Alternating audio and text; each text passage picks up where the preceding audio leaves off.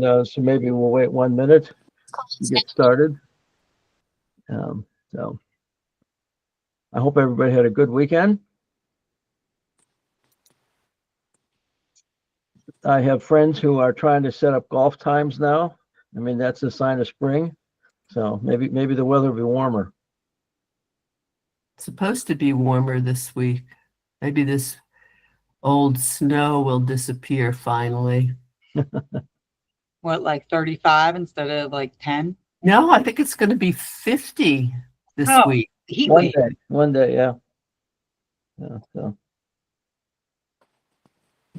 Okay, well, you want to get started? Manji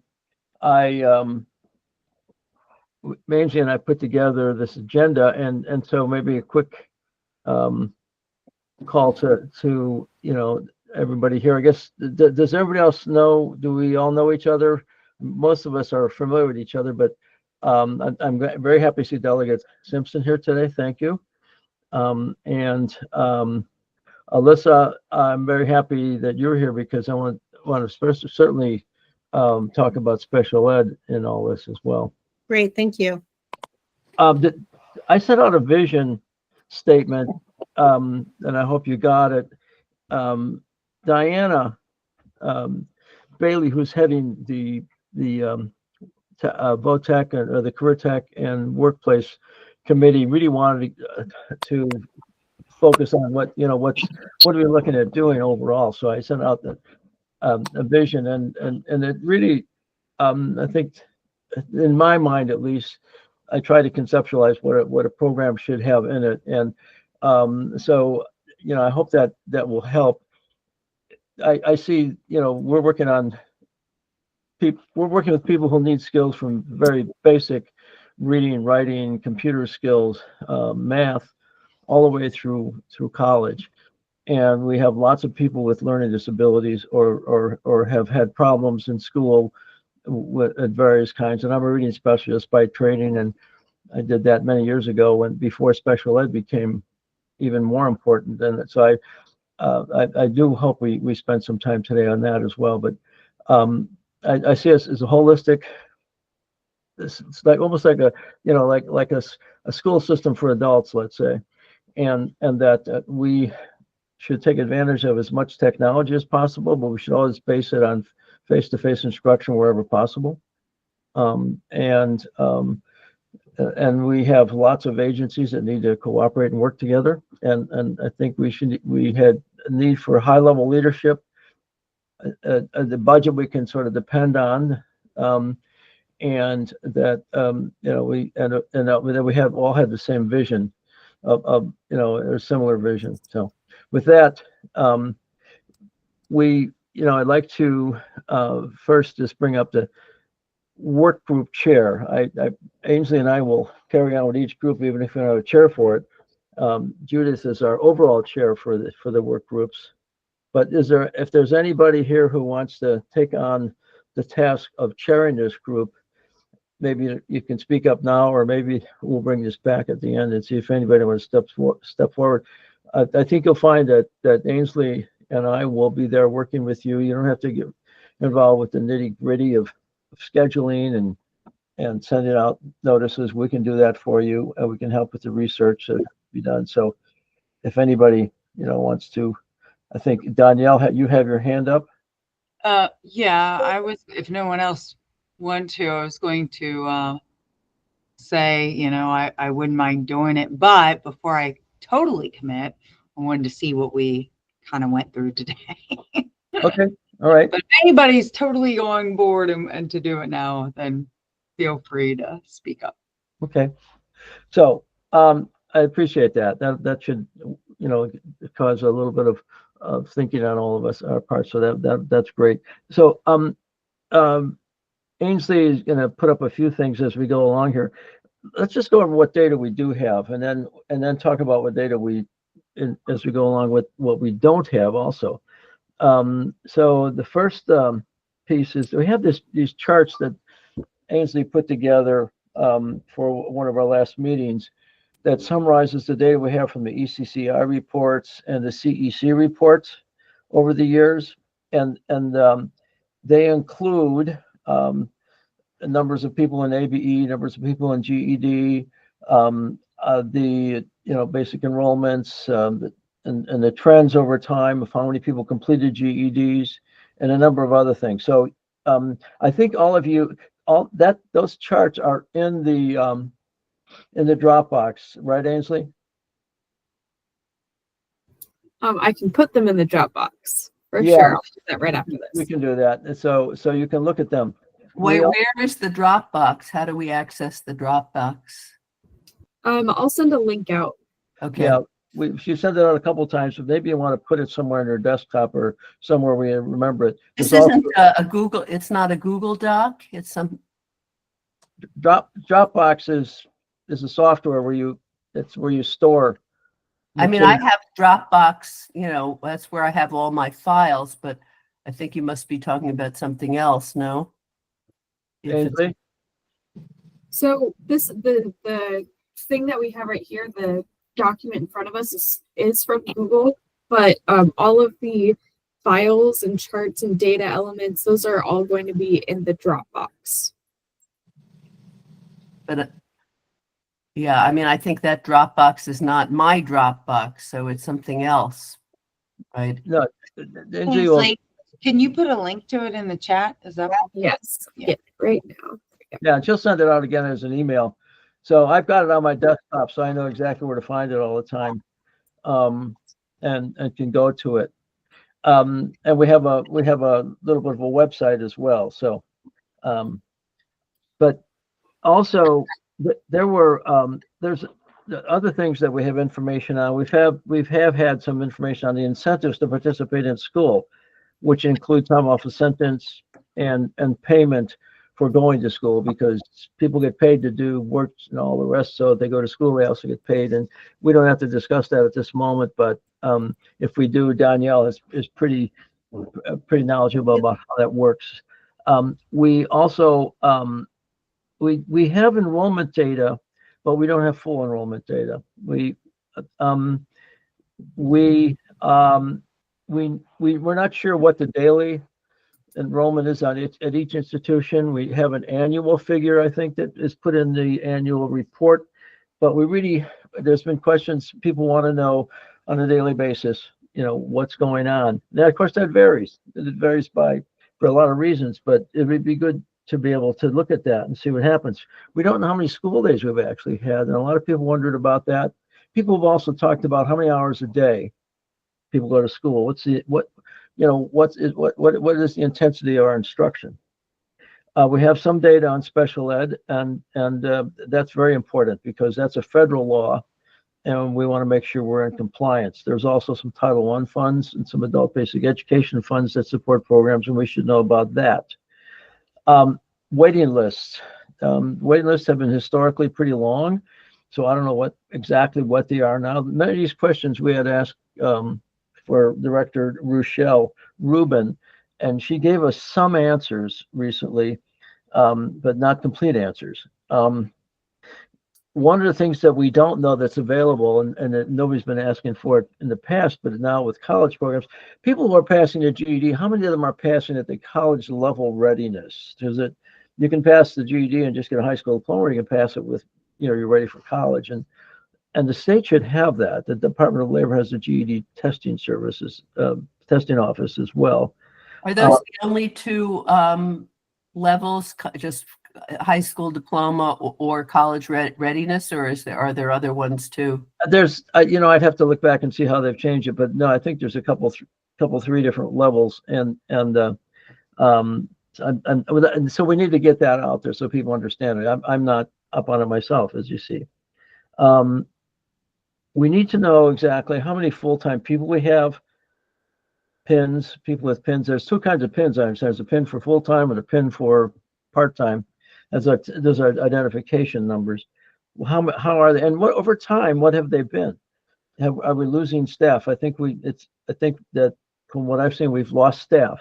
Now we've gotten some back, but so what's the history there? And then what's the funding? Has the funding stayed stable, or it could be that funding's stable, but over time, we've had inflation, and so we're still getting the same buying power. So that's just some of the data. So I'd like to I'd like to open up the discussion here and see what kind of data you individually or information you are individually looking for that we need to add. And then Ainsley and I are going to go after it and ask for it from wherever we, whatever sources we can, muster up for this. So let's open it up. What data don't we have that we should have? Or questions about these data that are laid out here on the screen. So does anybody have their hand up? Go ahead. I think both Alyssa and John Feaster have their hands up. So I'll just quickly, I need to spend a little more time on this, but some of this on the special ed side that I have questions about really have to do with monitoring. Has MSDE monitored the special education program?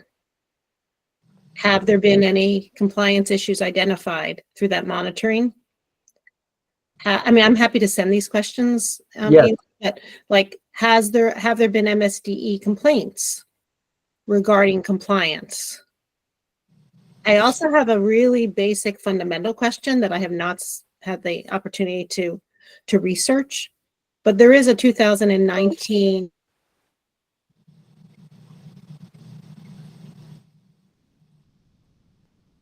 Oop, I think she froze. Yeah. Okay. Alyssa, you froze. So while we're waiting for Melissa, let's to unfreeze. Maybe John is next. Sure. Just wanted to make sure that we make the distinction between the wait list for special ed and all other students. I believe that we don't ever have special education students on a wait list, but we should look into that. That's correct. They automatically go in. Yeah, we transfer them automatically. Okay. They are placed in a special ed class or, with a special ed teacher.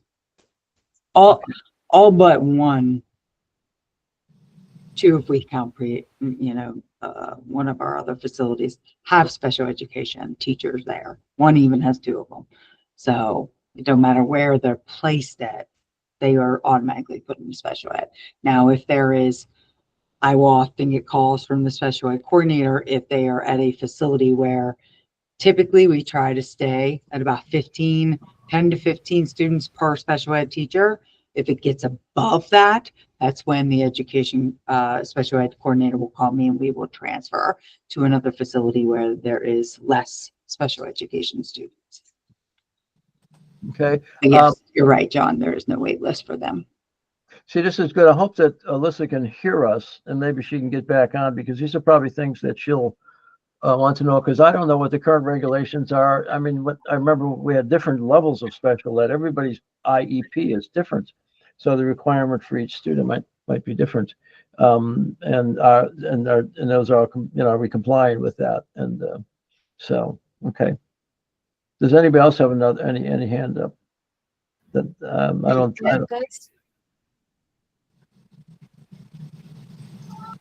So I wanted to ask specifically about the youth and emerging adults, the 18-year-olds who are coming into the adult system.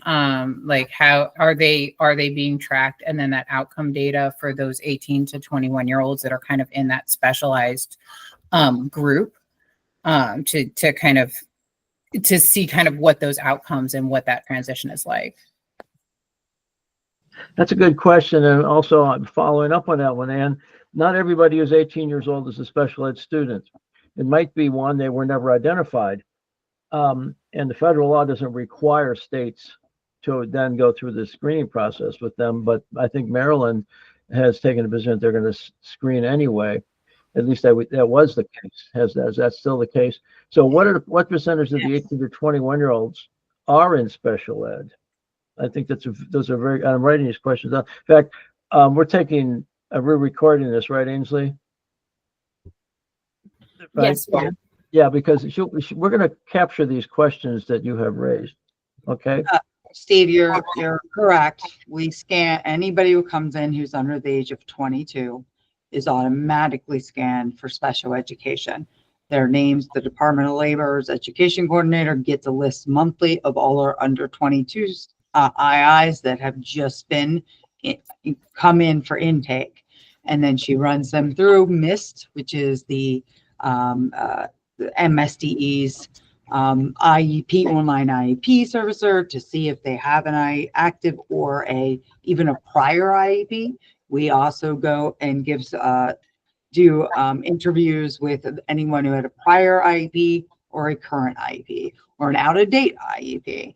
Anyone who does not or has their high school diploma, obviously, is then, if they are on the list, but they don't have an IEP, then they're automatically, if they're under 22, placed into their priority placement into school if they don't have their high school diploma. And that is also tracked because MSE Labor gets money through the N&D Neglected and Delinquent Grant for all 18 to 22 years old. So that is all tracked through Labor, through that grant. And then, of course, special ed, the funding through MSD, they are monitored on a regular basis by MSDE for special education services. Well, and as Alyssa brought up, we probably would like to see what those reports look like over time to see. That is John. Yeah, and I remember, I mean, when I was in the position of ABE coordinator, we had set up the special ed program to meet the requirements of the law, and then we thought we were in great shape, and we got sued because somebody thought we weren't, and so I've been on both ends of this thing. When we thought we were doing a good job, and then somebody convinced you're not doing a good job. So have there been any attempts, by outside groups to come in, and because they think there's an issue? So all that stuff that Alyssa was beginning to bring, it's important. And I want, and when people think of up to 21, it's up to the end of their 21 years.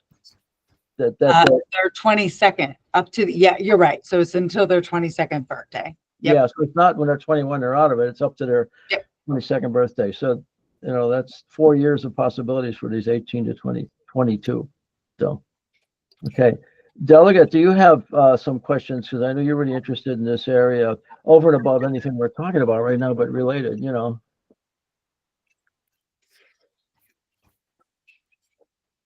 on silence. There you go. Yeah.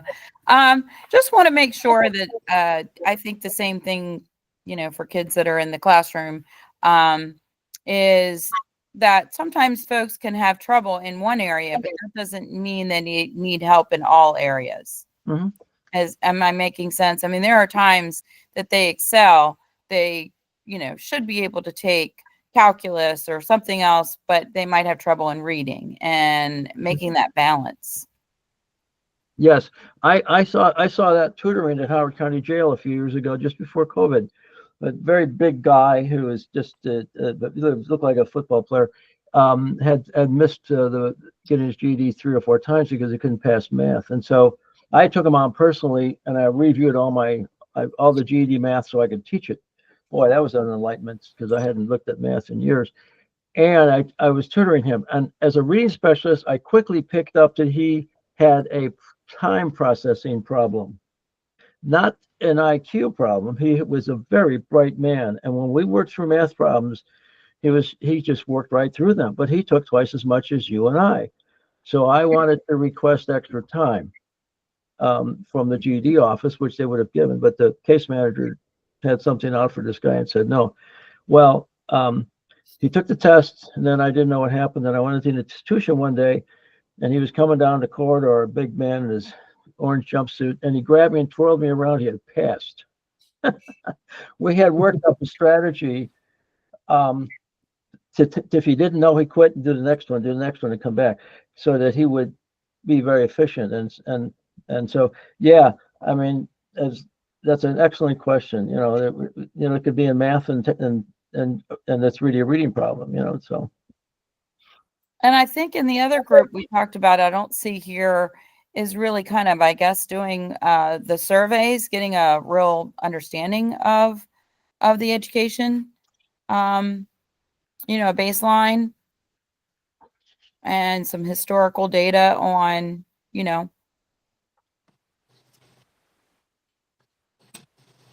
So what kind of data, historical data in terms of, what kind of data do they have? What periods of time do they have that data? Where are the gaps? in special ed or? Yeah, and special. Yeah. I mean, I think it applies to both, but yes. Given the amount of monitoring, you would think that there should be a fair amount of data. Hmm. And MSD would probably have that. So, okay.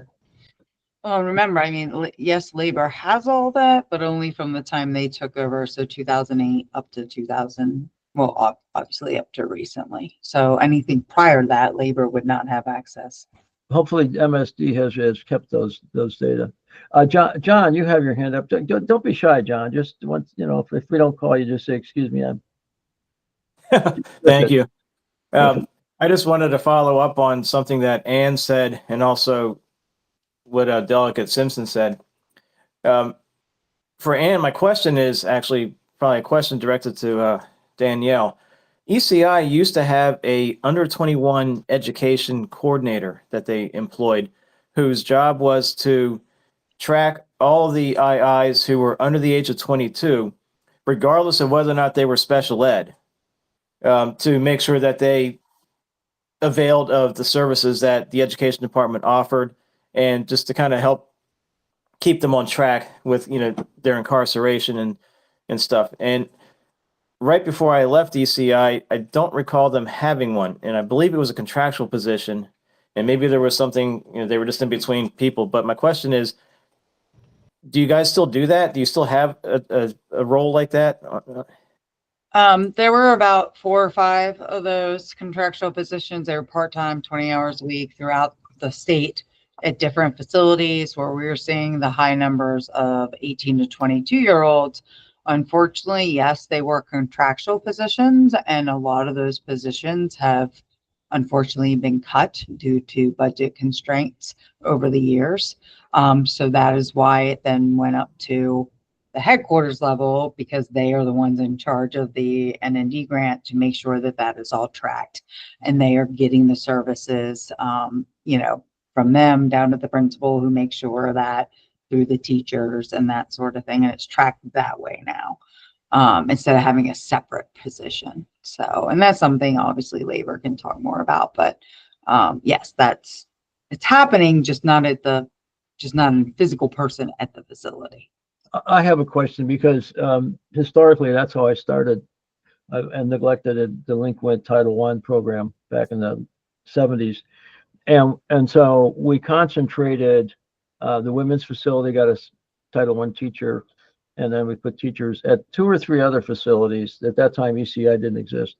And we had MCTC had a big cohort of Title I teachers. There were 2 over at MCIH.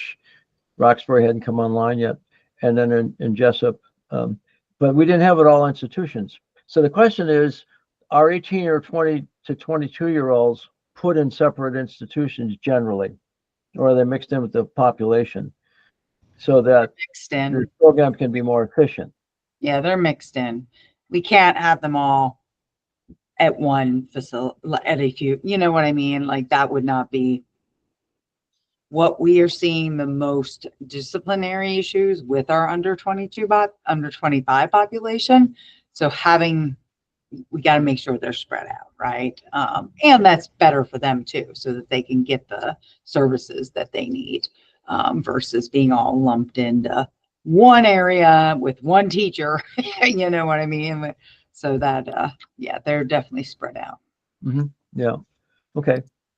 So, from my viewpoint, that might be good or bad, depending on how it's managed. But because it could water down some services, because that was the special ed program when it started, and then special ed came along later and took over the really severe cases, which was also terrific. So, right.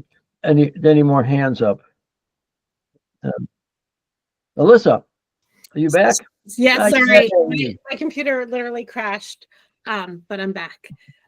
So I do apologize because I really am, while I have 30 years experience doing special ed and have done lots of work in juvenile facilities and some work and some litigation in adult facilities. I'm still kind of learning, so bear with me. So I do kind of have a really fundamental question, and I'm sure, Danielle, I'm sure you would have an answer to this. But when I look at there's a 2019 OSEP letter on the rights, the special ed in facilities, in correctional facilities. And it basically says that, you have the right to FAPE until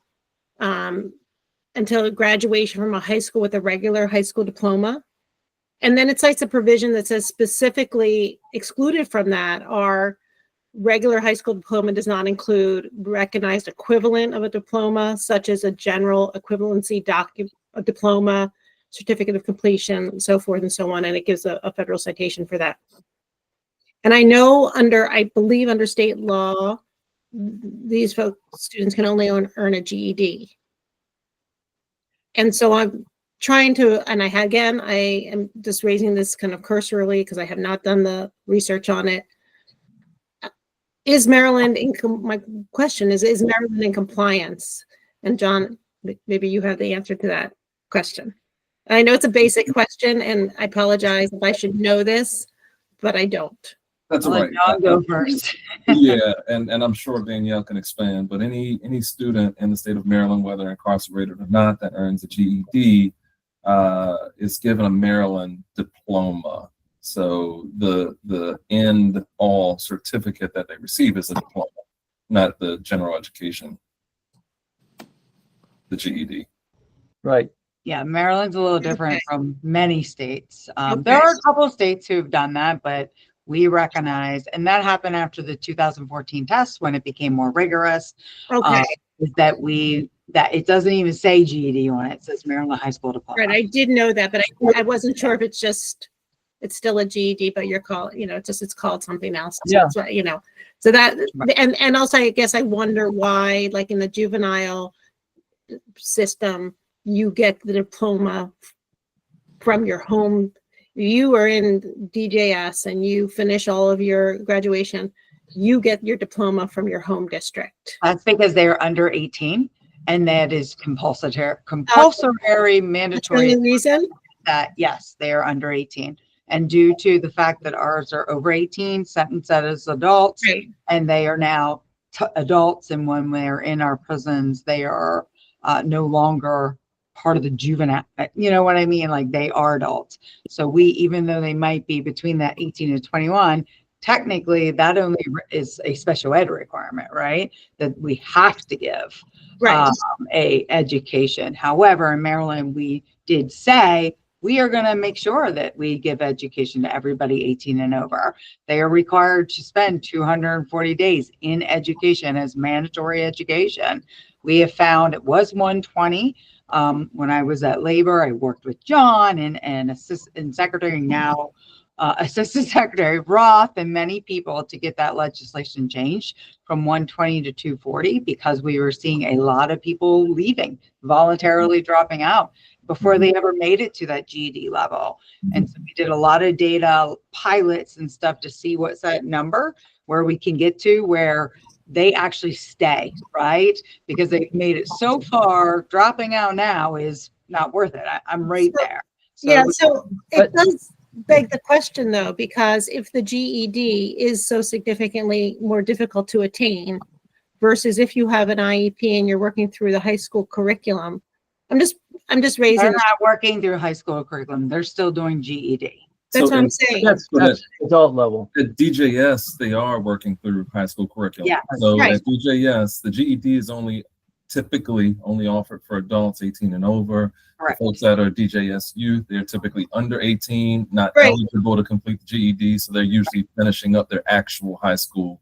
No, Right. I completely understand that. My question is, I think the data that we probably have, and I just don't know it, is the success rate, right? So the GED is going to be markedly more difficult for students with disabilities to attain than if they were in the general population in their home school system working through the Maryland curriculum. It's just, Yeah.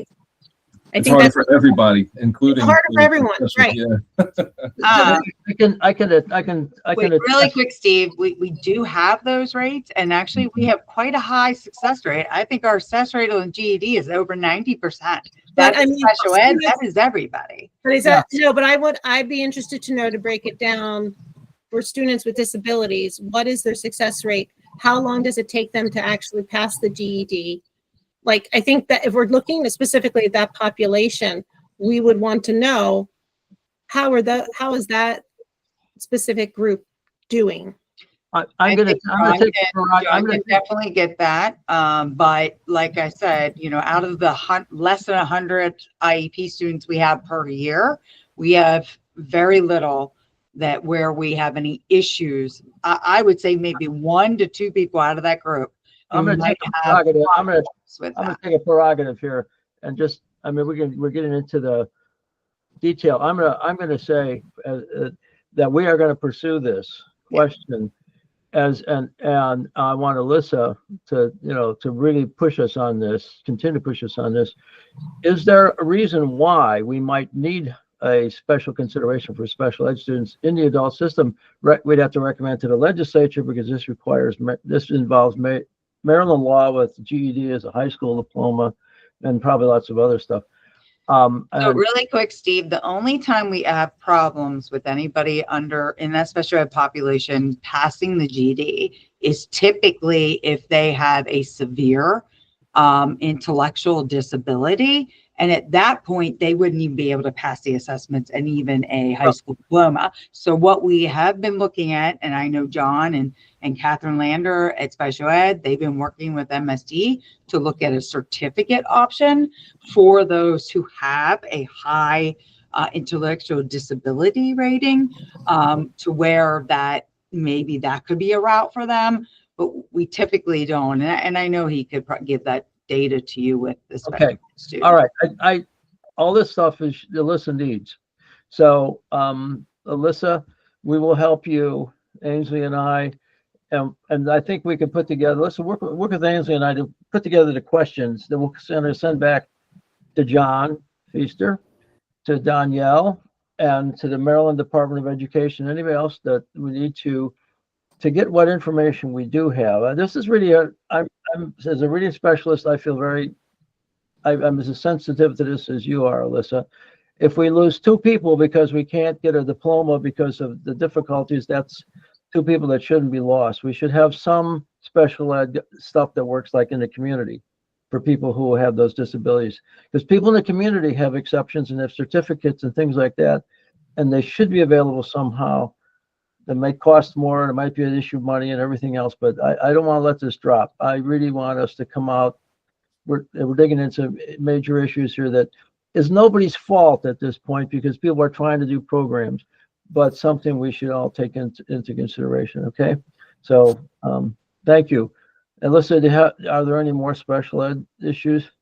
Then we can catch up and you know, let's use the authority of the commission to write a letter asking for information you may need. Okay. And I think most people are going to give it willingly, just that we need to dig it out for you for answer those questions. Okay. Okay, thank you. So I see David Domenici from DJS joined us, and so, you know, if you have any questions, we may have talked about them already, but feel free to ask questions. We're in a discussion stage about the kinds of data. We put up a whole bunch of things that we want, that we have some information from, and we're raising questions of more detail that we do need, or we're raising some questions like Alyssa did that we probably don't have, that there are answers for, but nobody's really put them together for all of us. So, David, go ahead if you have some questions. No, we're good. Thanks, Steve. Sorry, I have a connecting call at this time, so I'm glad I could join, and I'm glad Alyssa raised us. So, hello, everybody. Okay. I think Mary Gable had her hand up, and then John Feaster. I will just comment really, excuse me, really quickly. Just wanted to let you know, I am kind of double booked here, but I have listened to the whole conversation. So I'm at MSDE, and if I can assist, or if you have questions and you want me to send them forward or further. I know the discussion right now is closed, but I just wanted to let you know that I was listening to all that conversation. Thanks. Thanks, Mary. John, you had your hand up? Yeah, just wanted to take an opportunity to redefine the scope of what we plan to cover. DJS's educational requirements vary greatly from, correctional education and the adult system. Do we plan to cover both the adult system and the DJS system with this commission? Only in that it's related and informative to us. As David can say, they've had their own commission to redo their system, and we're going to talk to them. In fact, I did talk to Secretary Schiraldi a couple weeks ago at a conference in College Park, and he was very, very helpful and open to us. And I've got questions. We sent a letter to Peter Leone and to one other person who to help us with the school system thing at the response from Department of Justice Juvenile Services. So we're going to have some conversations and interviews. But as it relates to us and our situation, I mean, it could relate in terms of they've created a school district, so they reorganized. So is there something we can learn from that? The high school diploma thing, special ed. I mean, those are things right now we're talking about. Those are germane, but only as they inform us. I don't want to we can't save the world here. We got to work on. Yeah, I was thinking the same thing, Steve.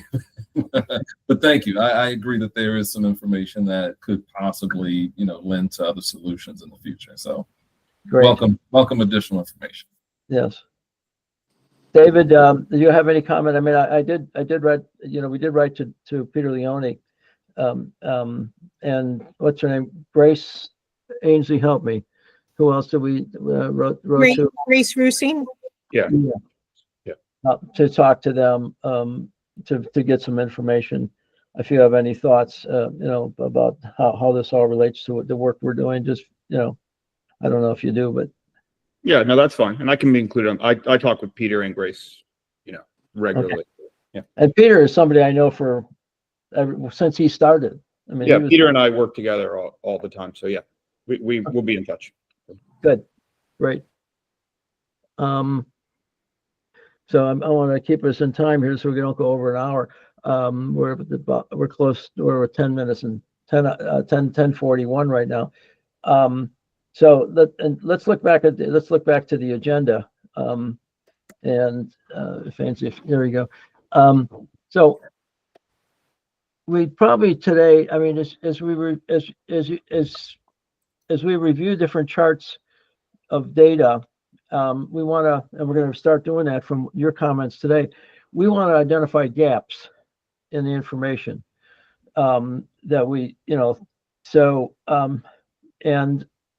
and things that we need to make for recommendations. One of them, I can tell you right now, and it doesn't relate directly to us, but just as an example, in Rochelle Rubin's response to our questions, many of which we're talking about today, one of the questions was, do you track employment after release?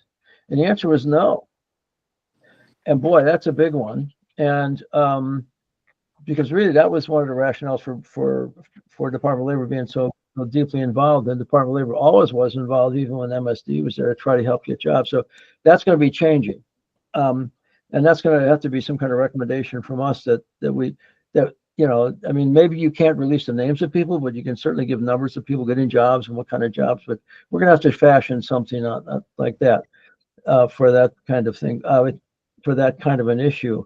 And so we need to pull some more of the data. I would like to know, for example, the gaps in the data. How many people on a daily basis are attending? And I know that varies day to day, and it has to do with staffing patterns or anything, but I understand that data supposedly is available.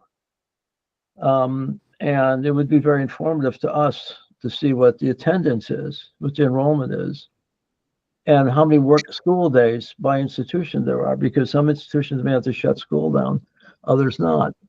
So those are questions I have. And So I think if we can have a few meetings and list and bring together our questions, some of which came up today, and we're going to put that in the list, and gaps in data, and then we can go out and get those. And once we get those, that will help us to come up with, maybe recommendations, and raise issues and make recommendations, which the commission is going to have to ultimately do for the legislature. So does that make sense on how we can proceed here? So, telling you, I really quick just want to mention, you are right. Previously, labor was not tracking anything on II's post-release. And that's only because previous secretaries had said they weren't allowed. And it was specifically told to them. But then when Secretary Scruggs came on board, we began working together with MLDS, and we actually are starting to get that data. It's actually been given to the governor's office. It's a very high level initiative at this point. So at some point, I'm sure we could share that, but it's just, we just can't share it right now. And I'm sure John will mention that. But I'm sure once we get like some actual group numbers and things in charts and stuff that look not as complicated as what we currently have, we'd be happy to share that data once we get the thumbs up. Yeah, and I guess I imagine part of the reason in the past was you don't want to give away individual names, but there's privacy issues and all that. Yeah, that was it. The privacy, social security numbers, date of birth, all that, because it's needed. So the issue was the secretaries previously said it was a privacy issue. So, but we worked that out. We have MOUs in place with MLDS now, and everything is good to go. And that was because of legislation that actually came out last session or the last session before, that we had to share that data with MLDS. So, yep. Good. So we cannot provide that data historically, other than, maybe through some individual stories or employers or individuals who got jobs and want to talk. But we should at least, in our recommendations say that's a great thing to do, and we need to keep doing that. Absolutely. And it may be that we find out that people get trained for something to get a job somewhere else. But it could be that maybe, and I think there's been some other states, and I've just seen some of these from workforce stuff from when I was doing some research a couple of years ago. Some states said, well, the people who got training in behind bars and got certificates, some of them ended up working in different places. But the data showed that if they had gone through a program and they did better getting jobs, even though they didn't get it in their area, and that in itself is a benefit because people are working. So we don't have to say everybody who gets carpentry training has to become a carpenter or whatever.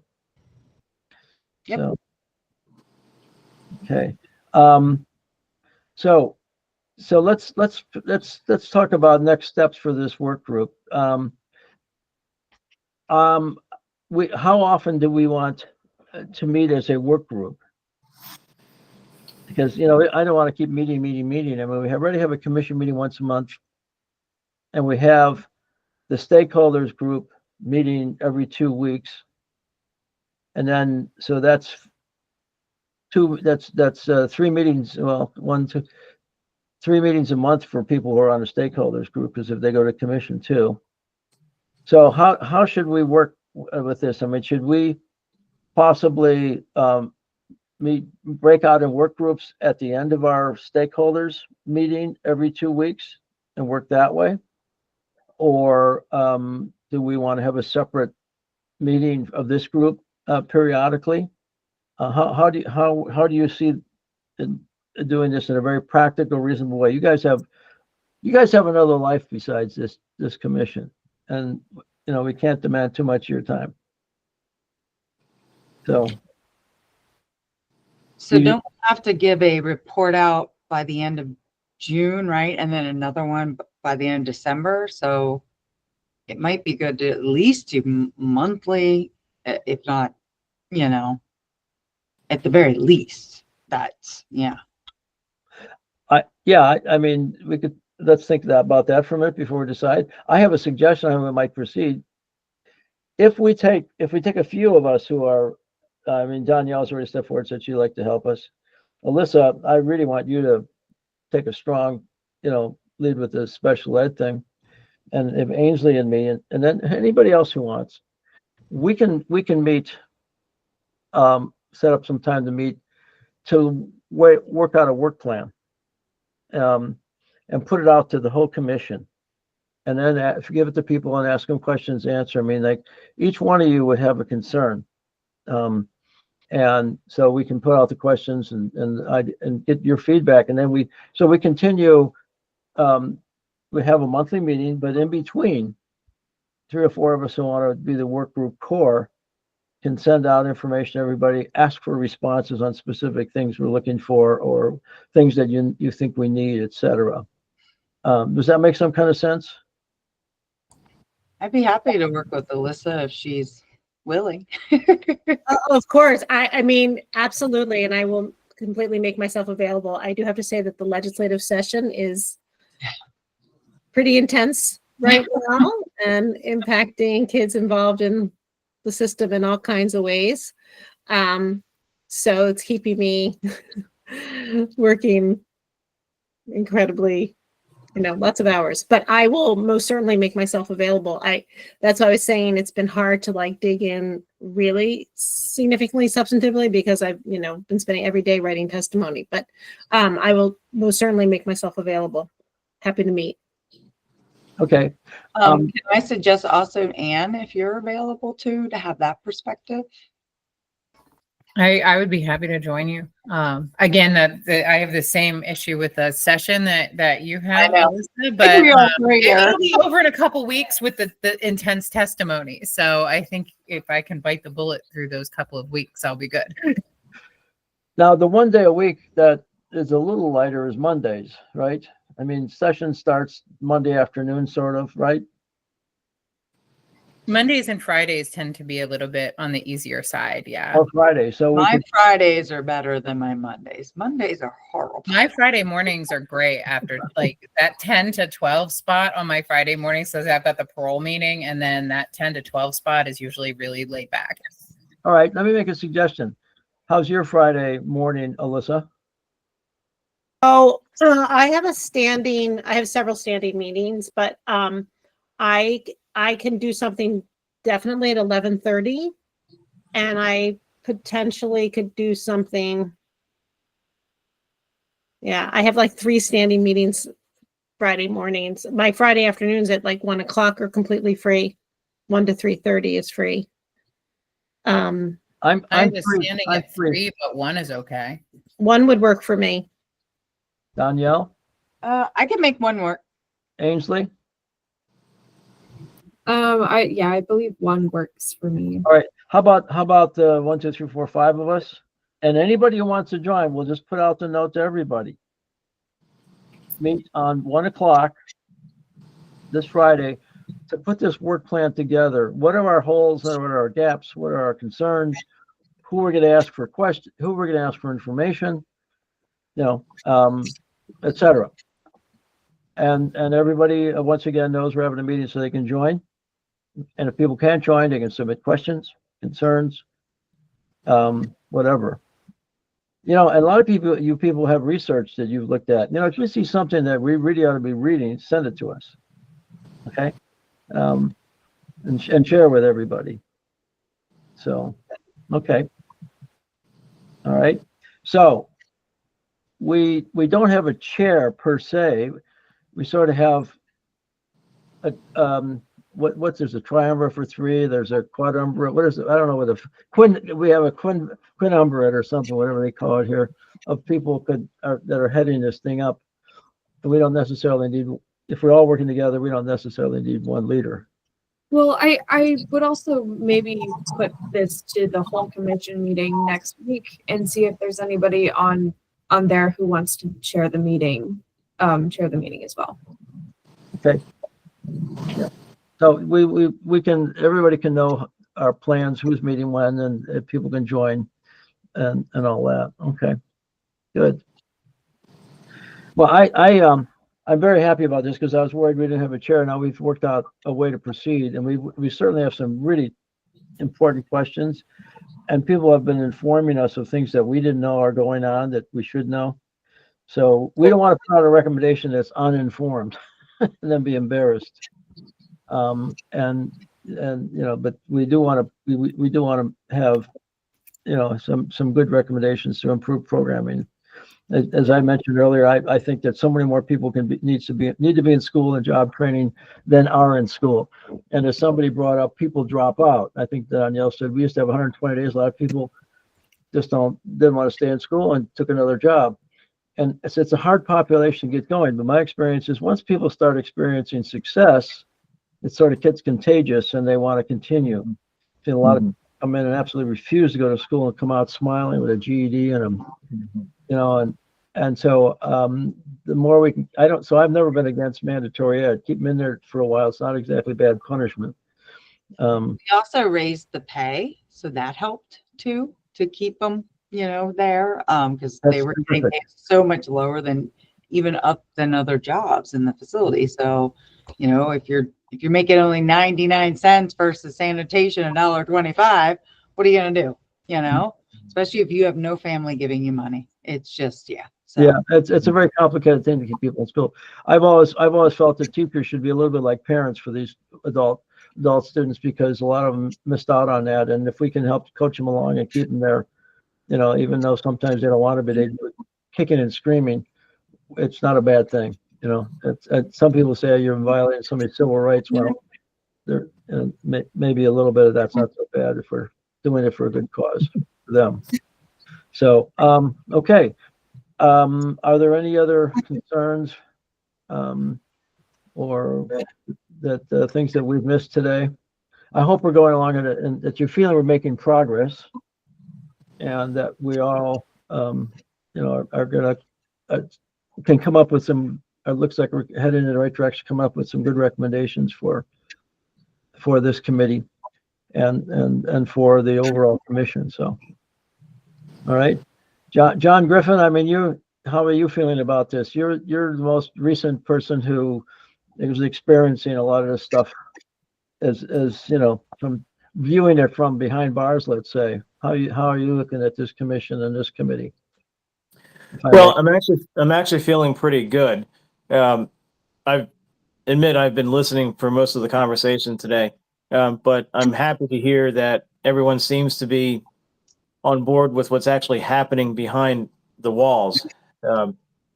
And the biggest issue, I guess, is numbers. The departments, the education departments just can't reach out to enough students.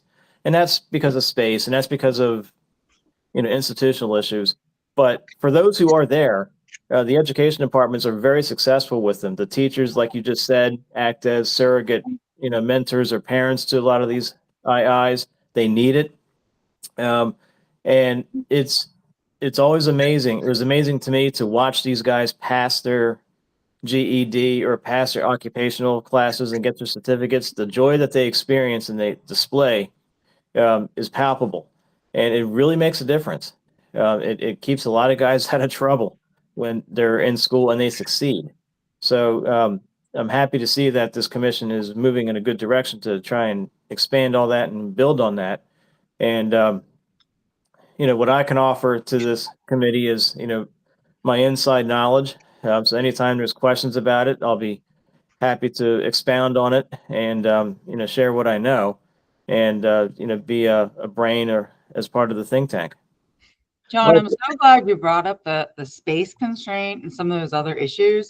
Yes, we do a great job when we actually have them and can get them, but I'll be the first to say there's space constraints. There is issues with being understaffed and having to shut down, though education is our last place that we shut down, and it's only when we are critical staff levels, but we are often recently at critical staff levels in some of our areas.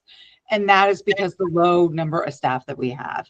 And so even if we can kind of look even more broadly at how can we get it so we can do all this great stuff for education and introduce this and do that, but if we can't physically get them to school and actually have school, happen, all those great things that we are talking about changing and doing is not going to. Right. And I, for one, you raised one issue that I didn't say much about, but we're going to do prison visits. We're starting to schedule them now. Ainsley and I are working at that. And I want to see what school space there is, and because I know what there used to be, and see if that's actually changed. Because there's space and there's staff. And I know being in a prison, working in prisons, that it's like water. Wherever there's a space to go, it's going to go. So if education vacates an area, somebody's going to take it. And I'm wondering if that has happened or not. And, because I've heard one of the assistant commissioners say, well, we just don't have the space. Well, did we have the space when we lost it? I don't know. But that's another question. That's one I want an answer for.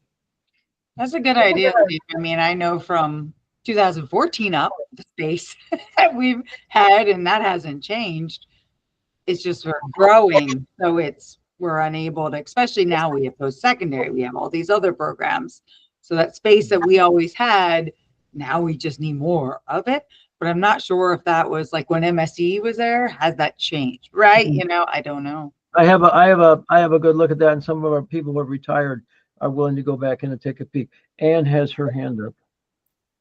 As somebody who's also been on the inside, one of the things that I like to point out about space is that often the education department takes up a singular space and it will be full. And meanwhile, in another building, like post 27 is education at MCIW. Over in SSB, treatment services is using like 3 offices, and they've got like 2 whole empty conference rooms, a whole empty suite where somebody used to be that's just been sitting there.